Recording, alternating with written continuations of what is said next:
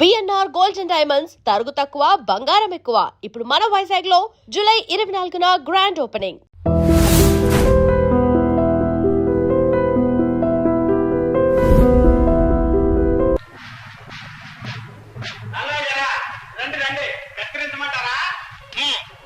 డబ్బులో ఎంత డబ్బు ఉందో లెక్కండి. అందులో ఏముందండి, ఇంకా బోనీయే కాలేదు.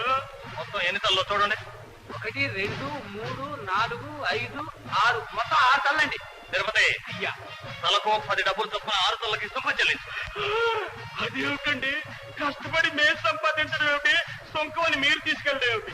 కావలిస్తే కత్తిరించిన జుట్టు ఉంది, తీసుకెళ్లి సవరాలు కట్టి అమ్ముకోండి. అదేం కుదరదు, ఈ యువరాజు గారు ఆజ్ఞ, ఇచ్చి తీరాల్సింది. అయ్యా, మీరు కూడా క్షవరం చేయించుకున్నందుకు తల ఒక అర్థ ఇచ్చి తీరాల్సింది. అదేమిటండి, క్షవరాలు మాని సన్యాసులు అమ్మంటాడా మీ యువరాజు? నలభై గారు ఇతను సవరం చేసుకోకుండా జుట్టు పెంచేస్తాం చెప్తామండి. నాకు మొక్కండి, పైగా నా భార్య 6 నెలల గర్భవతి. ఇల్లాడితే గానీ అదంతా నాకు అనవసరం. క్షవరం చేయించుకోకుండా గడ్డం పెంచుకున్నందుకు నువ్వు ఒక వరహాలు. అయ్యో బాబాయ్, వరహాయే ఇది మహాభారం. మహా అంటే నేను ఇచ్చుకోలేదు బాబాయ్. ఎక్కడికి వెళ్తున్నారు? ఎన్ని కొబ్బరికాయలు? 3 కొబ్బరికాయలు. కాయకు కాస్త తప్పుల సుంకం చెల్లించండి. ఏమిటి, ఊళ్ళో కొబ్బరికాయలు కొట్టాలు కూడా కాస్త చెల్లించాలా? అవును, ఇది మా యువరాజు గారి ఆజ్ఞ.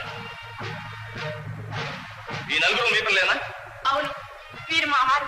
ఏమండి, మీరు మాట్లాడరేంటి? నువ్వు మాట్లాడుతున్నావుగా. నలుగురికి 4 వరహాలు సుంకం చెల్లించండి. ఏమిటి, పిల్లల కన్నందుకు కూడా సుంకం చెల్లించాలా? అవును, ఇస్తాను లేదా? మనం బ్రతికిపోయాం, మనకు పిల్లగిల్ల ఎవరు లేరుగా. ఏమిటి, మీకు సంతానమే లేదా? లేదండి. పిల్లలు లేనందుకు మీకు ఇద్దరు చెరువు వరహాలు సుంకం చెల్లించండి. ఇస్తారా, చేస్తారా, పంపించమంటారా? ఇస్తాం. నలభై గారు, మీరు ఇంకా వివాహం కాలేదంటండి. అవునా? అవునండి. బ్రహ్మచారులే, పిల్లం ఇల్లం, పిల్ల పీసిగా, తల్లి తండ్రి ఎవరు లేరండి.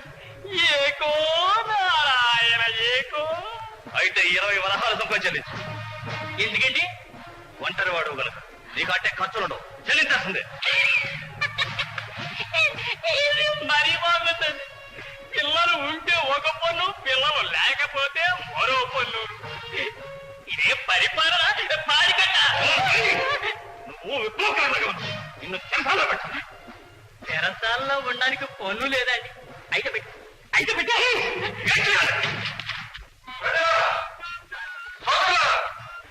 ఆనాడు మన గట్టికోట ప్రభువులు పరిపాలనలో శ్రీరామచంద్రుడు మరిపించారు. ఈనాడు ప్రభువులు కసాయివాడ కంటే హీనమైపోయారు. పనులను దోచుకు తింటున్నారు. రాజ్యం రావణ రాజ్యం చేశారు. స్త్రీలను బలాత్కరిస్తున్నారు. పెడుతున్నారు. అధికార మద్దతుతో అవినీతి పరులైపోతున్నారు.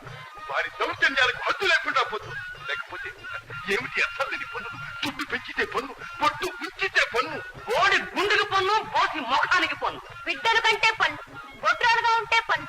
దానం చేస్తే పన్ను, ధర్మం చేస్తే పన్ను. ధర్మం కాడి చస్తే ఉన్నదంతా ఊడ్చుకుపోయే పన్ను. ఎంతకాలం అన్యాయం సాగేస్తాం? సగం చూపుతున్న కొద్ది మనల్ని అడుగు పట్టడానికి అడగదొక్కుతున్నారు. మనల్ని పీక్కు తింటున్న ఆ రాబందుల రైతుల్లో తిరిగి తీయాలి. ఏం తీయాలి? కళ్ళు మూసుకుపోయిన కబుందులకు కళ్ళు తెరిపించాయి. మనల్ని ఉద్ధరించడానికి ఎవరో దిగి వస్తారనుకోవడం కేవలం పొరపాటు. మన ఇల్లు మనమే చక్క చేసుకోవాలి, మన బతుకు మనమే బాగు చేసుకోవాలి. ఇంతకాలం నిద్ర పోతూనే ఉన్నాం.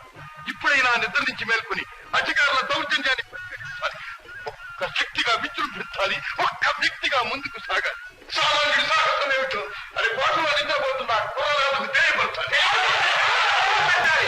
ఎవరి కథనాయకుడు వీడెవడో విప్లవకారుల్లో ఉన్నాడు ప్రభు. వీడిని ఇలా వాగనిస్తే మన పథకమే తారుమారవుతుంది.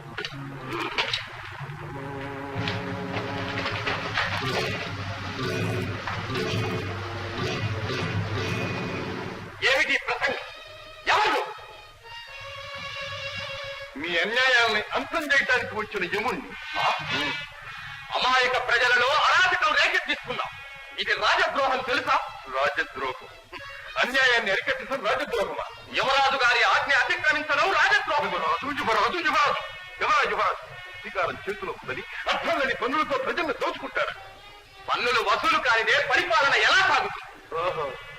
మా బ్రతుకులు ఎలా సాగుతాయి అని అన్నారు.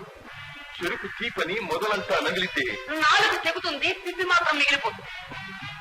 పన్నులు చెల్లించలేక ప్రజలు బాధపడుతున్నారని మాకు తెలుసు. కానీ ఇది యువరాజు గారి ఆజ్ఞ. యువరాజు గారి ఆజ్ఞ మన్నించడం మా ధర్మం.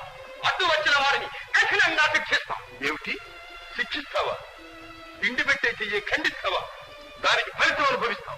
మమ్మ బెదిరిస్తున్నావా? బెదిరించడం కాదు, వాస్తవాన్ని ఎరుక చేస్తున్నా. ఈనాడు ప్రజల్లో చెలరేగిన అసంతృప్తి జ్వాల రేగి నలువైపులా వ్యాపించి మిమ్మల్ని నామరూపాలు లేకుండా భస్మం చేస్తుంది. దళపతి, వీడు రాజద్రోహి. వీడి నోరు మూయించాలి. వీడిని చూసి ప్రజలు గుర్తు తెచ్చుకోవాలి. పల్లి చక్రాన్ని కట్టండి, గోదాము కొట్టండి, జన్మం మునిపించండి.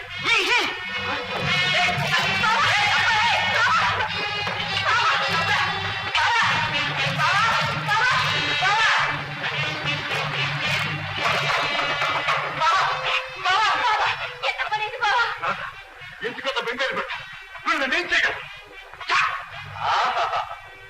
ఏమి సౌకుమార్యం, ఏమి సౌందర్యం! నీ వంటి దానికి ఈ మదరబోతు తోడు కాదు. ఈ పాల పిట్టను పదిలంగా మా మందిరం చేస్తాను. నా చెల్లెలతో పెట్టుకుంటే చాలా తిరిగి అవుతుందా? అసలు నేను ఎవరు చేస్తా? నీచుడా, నీ పాపం పట్టింది, ఫలితం అనుభవిస్తాం.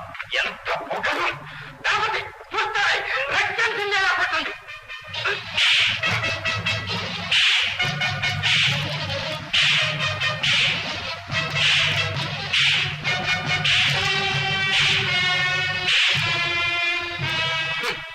అర్థమైందా? ప్రభుత్వాన్ని ఎదిరిస్తే వచ్చే ఫలితం నీ చేతగాని తనాన్ని కోడలతో చూపించు. నీవు కొట్టింది నన్ను కాదు, న్యాయం, ధర్మం.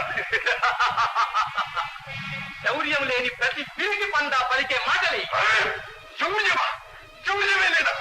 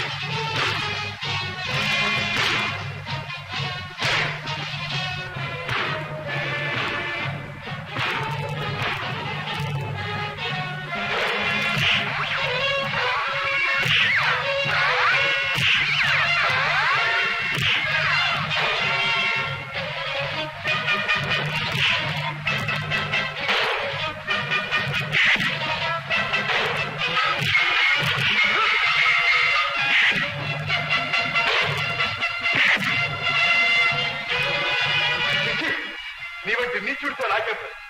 ఈ అరాచకానికి అంతటికి కారకుడైన యువరాజుని కలిసి దగ్గర బుద్ధి చెబుతా.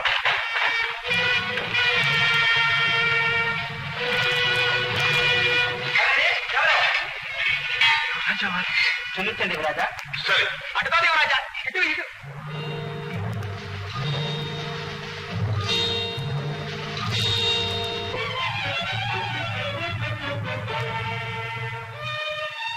ఎవరు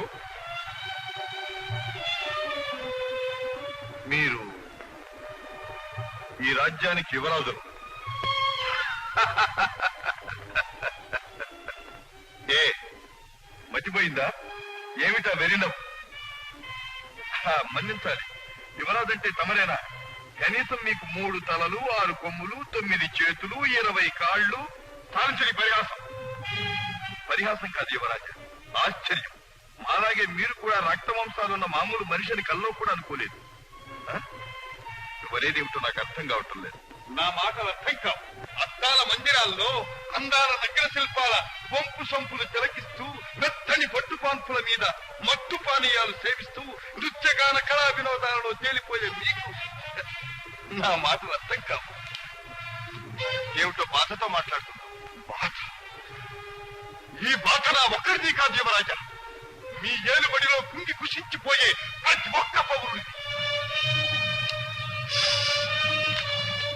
ఏమిటి? నా ప్రజలు బాధపడుతున్నారా? తెలీదు. మీరిచ్చిన అధికారంతో మీ తాబేదారులు కన్ను మిన్ను కారకుండా ప్రజలను ఎలా పీడిస్తున్నారో మీకు తెలియదు. మీ పట్టాభిషేకం తీరుతూ మీ బొక్కసమంతా నింపాలని దోపిడీ దొంగల కంటే అన్యాయంగా ప్రజలను ఎలా దోచుకుంటున్నారో మీకు తెలియదు. నమ్మలే. ఇంత దౌర్జన్యంగా మా అధికారులు ప్రవర్తించరు. నమ్మరు? అయితే చూడండి.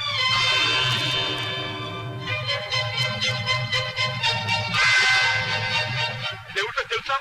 తెలుసా? అది వాళ్ళు చేస్తున్న పని అన్యాయమని చెప్పినందుకు వాళ్ళు ఇచ్చిన బహుమానం చూడండి. ఒక్కొక్క తట్టు సత్యానికి, ధర్మానికి, న్యాయానికి మీరు పెట్టే గొడ్డలి పెట్టి. ఎంత దారుణం, ఎంత దారుణం! జరిగిన దానికి నేను ఎంతో చింతిస్తాను.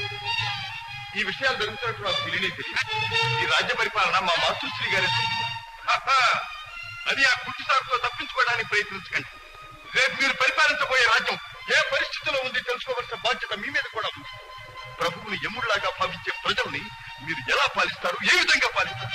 యువరాజా, ప్రజల్ని ఆదరించి ఆదుకునేవాడే నిజమైన పాలకుడు. ప్రజల్ని పీడించి ఏడిపించి మిడిసిపడేవాడు పాలకుడు కాదు, రాక్షసుడు.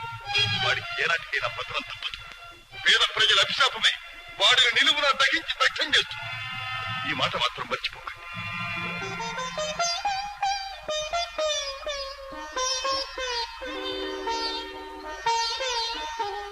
ఏమిటిది? ఈ కళ్ళల్లో కన్నీరు కాదు, ఆనంద బాష్ప. ముద్దు నిద్రపోతున్న నన్ను మేల్కొల్పి నా కర్తవ్యం నాకు గుర్తు చేశాను. ఇదిగో చేతిలో చేసి ప్రమాణం చేస్తుంది. నా ప్రజల కన్నబిడ్డలా పరిపాలిస్తాను. సరేనా? అప్పుడు మీకోసం ధనమే కాదు, ప్రాణమేమన్నా సంతోషంగా ఇస్తాను. ప్రజల కోసమే ప్రభు అన్న నిజాన్ని నిరూపిస్తాను. అలా నిరూపించినాడు ప్రతి ఇంట మీరు తండ్రిగా నిలుస్తారు, దేవుడిగా కొలుస్తారు. మెరుపులా వచ్చావు, కనువిప్పు కలిగించావు. ఎవరు? నేను. తమ ప్రజల్లో ఒక సామాన్యుల్లో సామాన్యుడు కావు. నీవు మా ఆత్మీయుడం. నీ వంటి వారు మాకెంతో అవసరం. ఓ మంత్రి గారు రండి. ఎవరో విశ్వాసపోయారు, రండి. మీరు వారు మన ఆత్మీయులే. ఈ సృష్టిలో ప్రభువు ప్రజ ఒక్కటేనని ఈశ్వరుడు నిర్దేశం. అందుకే వారు కూడా మాలాగే ఉన్నారు కదా. విచిత్రంగా ఉంది, నమ్మలేకుండా ఉన్నారు.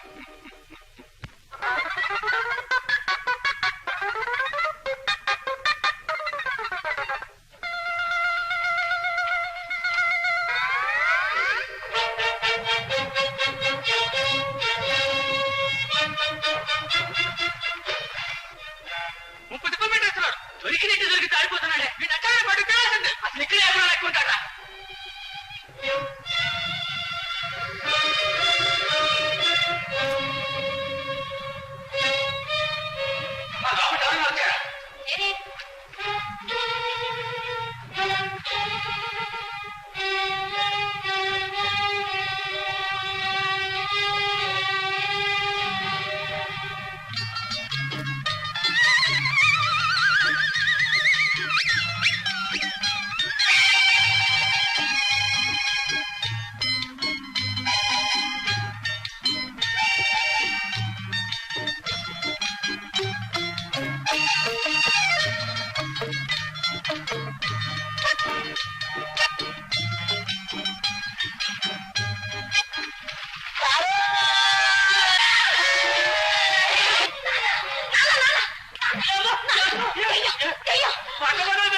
పిచ్చి పిల్ల నువ్వు దగ్గర పీపల తీయ నాన్న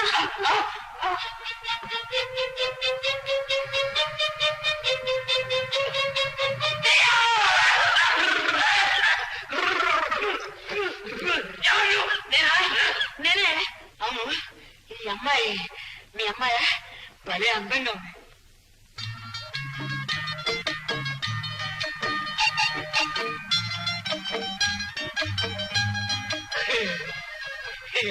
ఈ అమ్మాయి మాత్రం నాకు భలే నచ్చింది మామ. ఏం చేస్తున్నావు? కనపట్టలేదు ఇక్కడ స్నానం చేస్తున్నా తొట్టిస్తున్నాను. మామయ్య స్నానం అయిపోయింది, భోజనం కూడా అయితే చెప్పు. వీడు పిచ్చిగా ఉన్నాడమ్మా. ఊరే ఇక్కడి నుంచి నువ్వు పోతావా లేకపోతే తనే తీర్చేసి అవతల పారేమన్నావా? వద్దు నాన్న పాపం సరిగ్గా వణికిపోతున్నాడు ఏం చేయమన్నావమ్మా? వాడిని కామించుకోమంటావా? చిచి నువ్వెందుకు తీసుకుందిగా ఎన్ని వేలుకుంటుందా నీకు? పోయి ఇక్కడి నుంచి. రామ్మా, పోదాం.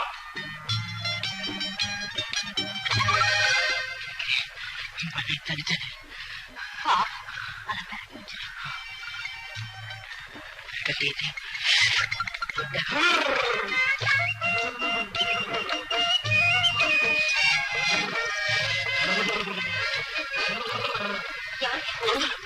బాగా తడిసిపోయారు జలుబు చేస్తుంది చక్క మార్చుకోండి నీ పేరు సుబ్బు. అబ్బా ఎంత అందమైన పేరు. ఎవరు పెట్టారు? మీ అమ్మ మీ నాన్న. నాకు నచ్చిన పేరే పెట్టారు.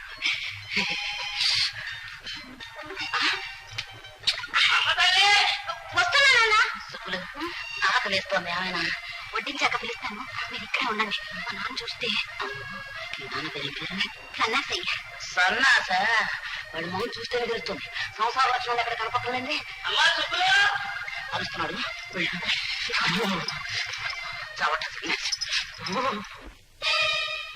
కోటయ్య పాపం అని భయపడుతున్నాడేమో. చేసేవాడెవడు, చేయించేవాడెవడు అంతా పరమాత్మే. అందుకని ఎవ్వరికీ తెలియకుండా పనిచేసి నీకే ప్రమాదం రాకుండా మేము ఆదుకుంటాం.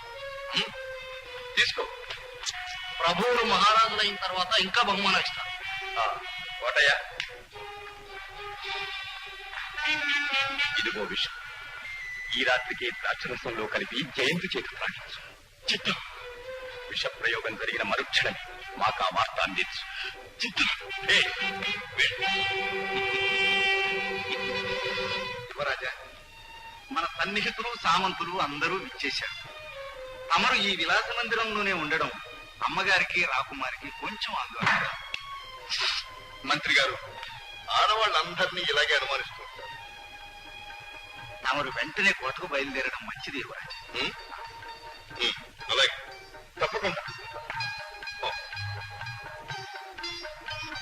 రాజా, నువ్వు కూడా మా వెంట కోటకు బయలుదేరా. మా పట్టాభిషేకం నువ్వు కూడా తప్పకుండా చూడాలి. అదృష్టం.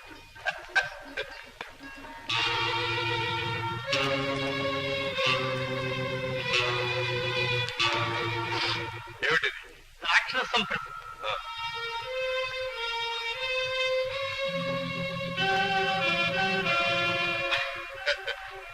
రాజా, నువ్వు తీసుకో. క్షమించండి, నాకు అలవాట్లేదు. పిచ్చివాడ, ఇది మత్తుపానీయం కాదు, మధుపానీయం. నువ్వు తాగితేనే నేను తాగేది. తీసుకో. ఆగా, నీ చేత్తో నాకివ్వాలి.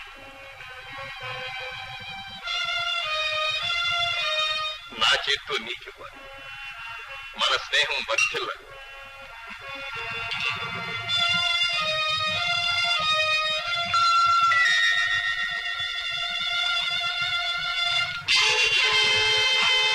యువరాజా, యువరాజా, ఏమైంది? ఏమిటిది? రాజా, రాజా, యువరాజా, కడుపులో పట్టాలి, కడుపులో పట్టాలి.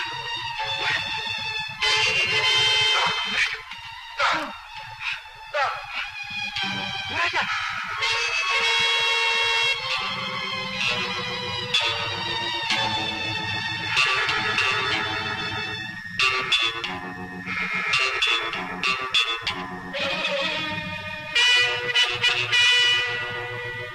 తెలియజేస్తున్నాం. ఆ విల్లేమిటి? అబ్బే ఉడతలండి, గొడవ చేస్తుంటే తోలుతున్నాను అంతే. ఉడతలా? అక్కడ యువరాజు గారు చావు బ్రతుకుల మధ్య నుంచి ఉడతలు గుర్తున్నావా ఇక్కడ? ఇప్పటి ఏం కదా? నేనా? అబ్బే నేనే కలవలేదండి, దేవుడు సాక్షిగా చెప్తున్నా, నేనే కలవలేదండి. ఏం కలపలేదు? లేదండి. ఇంక తాగు. నా ఇంటికి లేదు.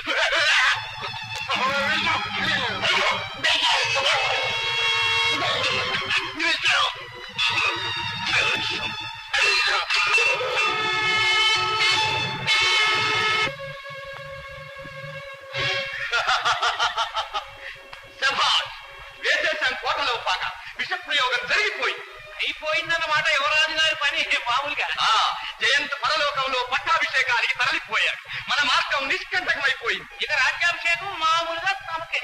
మీరే ఇక మహారాజు. అది రేపు కొలువు. అందుకు తగిన కట్టుదిట్టాలన్నీ మేం చేస్తున్నాం ప్రభు. భేష్. కానీ ఈ విషయం మనకు తెలిసినట్టు మరో కంటికి తెలియకూడదు. అవునవునవునవును. అందరిలాగా మనం కూడా పట్టాభిషేక సమయంలో యువరాజు కోసం ఎదురు చూస్తున్నట్టు ఉండాలి మామూలుగా.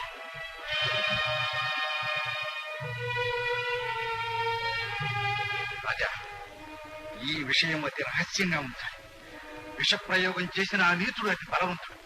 మనం పెదవి కలపడానికి కూడా వీలు.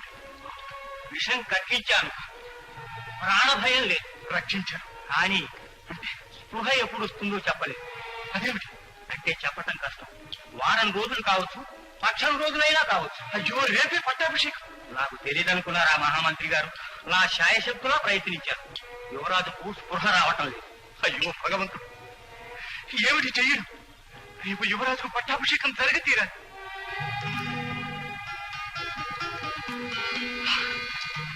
రాజా, ఈ ఆపద నుంచి కాపాడడానికే నిన్ను భగవంతుడు ఇక్కడికి పంపించాడు. నేనేం చేయగలను? యువరాజు గారికి ఏ విధంగానూ సహాయం చేయలేని స్థితిలో ఉన్నాను నేను. అలా అనకు. రాజ్యం ఒక క్రూర కిరాతకుని పాలు కాకుండా, ప్రజలు ఒక నిరంకుశుని కర్కశ పాదాల కింద నలిగిపోకుండా, అమాయకుడైన మీ యువరాజుకు అన్యాయం కలగకుండా కాపాడాలి. అయితే నన్నేం చేయమంటారు? అల్లాడిపోతున్న ప్రజలను ఆదుకునే అవకాశం ఉంది. నీవు ప్రేమించే ప్రజలను, రాజ్యాన్ని కాపాడే సమయం వచ్చింది. అయితే చెప్పండి, ప్రాణమే ఓనయిస్తా. ప్రాణదానం కాదు నేను కోరుతున్నది. యువరాజుకు స్పృహ కలిగేదాకా నువ్వు యువరాజుగా నటించు. కన్న తల్లి కూడా కనిపెట్టలేని సారూప్యం. రేపు నీకు పట్టాభిషేకం జరుగుతుంది. ఆ ద్రోహుల ఆట కాడుతుంది. మంత్రి గారు, రాబోయే ప్రమాదం మీరు గుర్తించడం లేదు. రాజ్యానికి, ప్రజానీకానికి రాబోయే ప్రమాదం ఇంకా గొప్పది. కనుక నువ్వు అంగీకరించక తప్పదు. వద్దు, నేను సామాన్యుడు. ఈ రాచరిక మర్యాదలు నాకు తెలియదు. ఈ మోసానికి నేను అంగీకరించను. మోసం? ఎవరిని మోసం చేస్తున్నావు? మోసం తలపెట్టిన మోసగాళ్లను న్యాయం కోసం మోసం చేస్తున్నావు. రాజా, ఇవి చేతులు కావు. ఈ ప్రమాదం నుంచి నువ్వే రక్షించాలి. నిన్ను నేను నీడలా చూసుకుంటాను. ఈ పట్టాభిషేకం తప్పిపోతే యువరాజుకి ఈ జన్మలో రాజ్యాధికారం రాదు. ఈ రాజ్యాన్ని, ప్రజలను, యువరాజుని కాపాడడం నీ చేతుల్లో ఉంది. ఏమంటావు?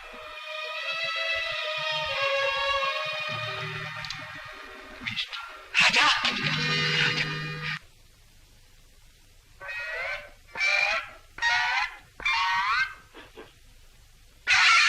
అదే అమ్మా, అదే ఏం లేదు నాన్న, దోమలు. అవునా? దేశంలో ఎక్కువగా ఉన్నావు దోమలు. అమ్మా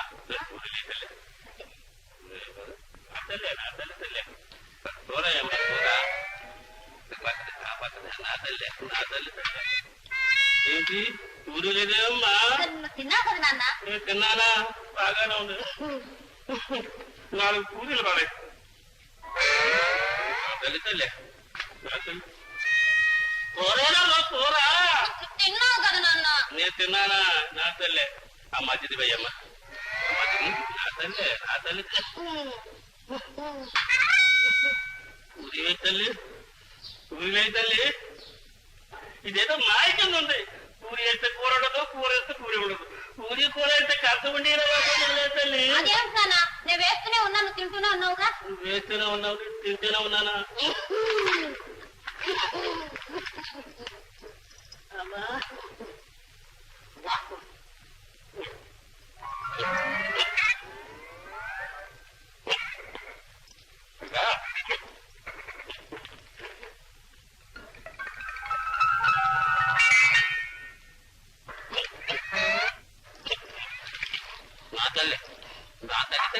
తల్లి.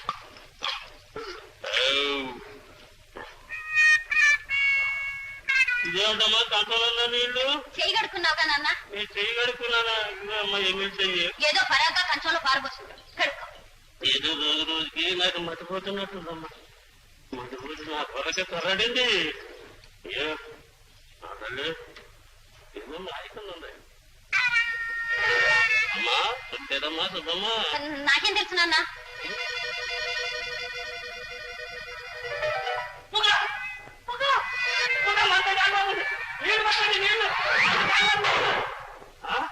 నువ్వుట్రా ఈ కంటగాని నిన్ను పాట పెడతా.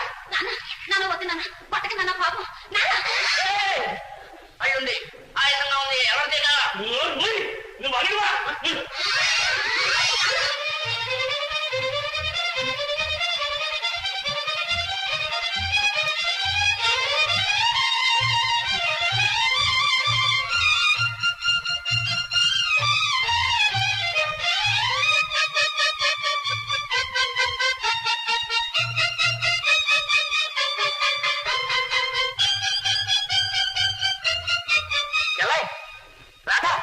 అన్నయ్య రాధా ఏమైనాడు రాజేసిన తర్వాత ముందు కంచి వెళ్ళిపోవాలి. ఎక్కడికి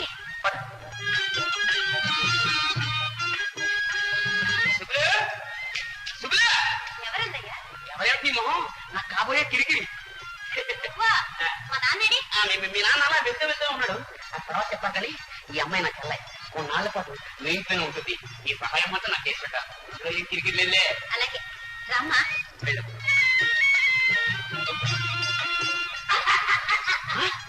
అప్పుడే కిరికిరా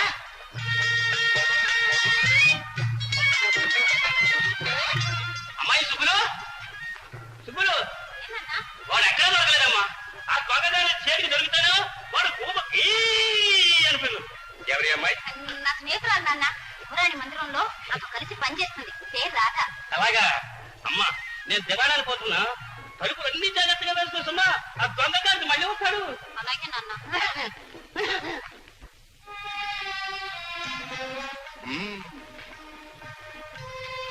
ఒక్కరోజు రాదు వేషం సరిపోయింది. మరి నటన స్వయంగా యువరాజుల వారిని గమనించావుగా. ఓహో ముందుగా రండి దయచేయి. ఏమిటని చచ్చిపోయారు. అదే రండి. వీరు మన ఆత్మీయులు. ఈ సృష్టిలో ప్రభువు ప్రజా భగవంతుడికి అంతా ఒకటే కనుకనే వీరు మనలాగే ఉన్నారు. ఏమంటారు? తమరు ఏకసంతగ్రాహులు యువరాజా. యువరాజా అని ఎప్పుడే అనకండి. రాజా అంటే చాలు. చూడండి యువరాజు గారిని ఇక్కడ ఉంచితే ప్రమాదం. అందుకే యువరాజుల వారిని రహస్యంగా చిత్రదుర్గం చేర్చే ఏర్పాట్లు చేయించారు. వైద్య మహాశయ మీరు వారితో వెళ్ళి దగ్గరే ఉండి చికిత్స చేస్తూ ఉన్నాయి. కోటలో వ్యవహారాలు ముగిసిన వెంటనే మేము వచ్చి కలుసుకుంటాం. అలాగే మంత్రి మహాశయ.